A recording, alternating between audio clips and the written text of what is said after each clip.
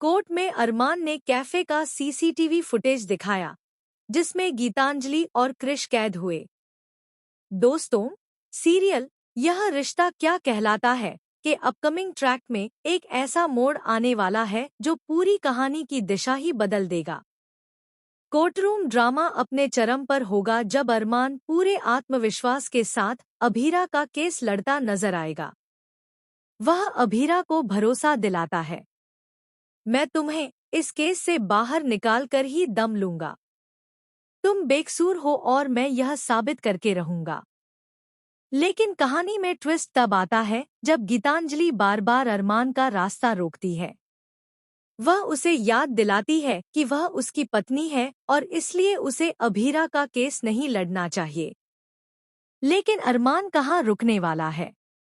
वह स्पष्ट शब्दों में गीतांजलि से कहता है, मैंने तुमसे शादी की है, इसका मतलब यह नहीं कि तुम मेरे प्रोफेशनल फैसलों में दखल दो।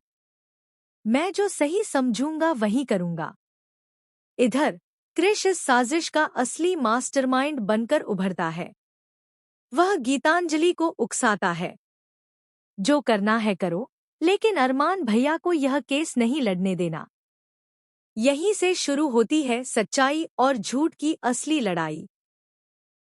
कोर्ट में क्रिश खड़ा होता है अभीरा के खिलाफ और पेश करता है झूठे सबूत। वह ऐसा नाटक रचता है मानो अभीरा ने जानबूझकर अंशुमन को ऐसी दवा दी हो जिससे उसे हार्ट अटैक आया। पूरा कोर्टरूम अभीरा को अपराधी मानने लगता है। गीतांजलि और क्रिश अंदर ही अंदर खुश होते हैं। उन्हें लगता है कि अब अंशुमन की मौत के बाद पूरी प्रॉपर्टी तान्या की होगी और माहिरा गीतांजलि की। गीतांजलि का सपना है कि अभीरा हमेशा के लिए जेल में सड़ती रहे और वह माहिरा को पाले ताकि वह और अरमान एक हैप्पी फैमिली बन सकें। लेकिन दोस्तों, अब आता है असली ट्विस्ट। अरमान कोर्ट में पेश करता है कैफे का असली सीसीटीवी फुटेज। क्रिश तंज कसता है, यह तो हम पहले देख चुके हैं, इसमें कुछ नया नहीं है।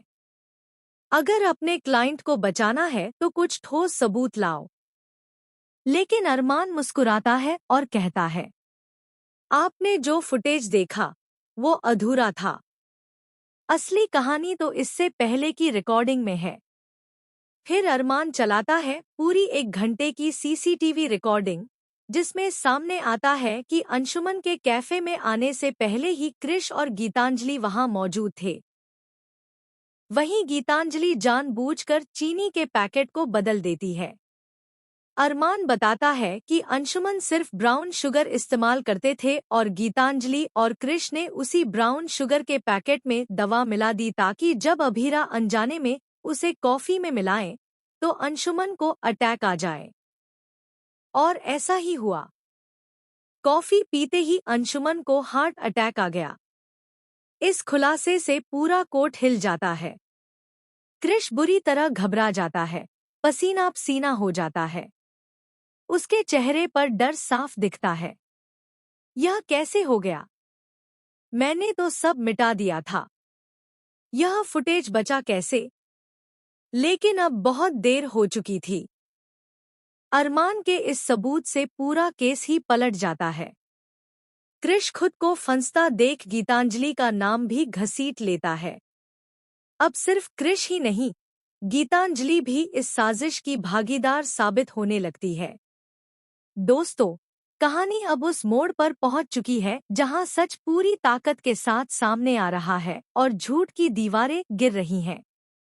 अरमान और अभीरा अब एक टीम की तरह सच और इंसाफ के लिए लड़ रहे हैं और इस तूफान में गीतांजलि और क्रिश का खेल खत्म होता दिख रहा है। क्या कोर्ट अब सच को मानेगा? क्या क्रिश और गीतांजलि को मिलेगी उनकी सजा? क्या अरमान और अभीरा अब बिना किसी रुकावट के एक हो पाएंगे? इन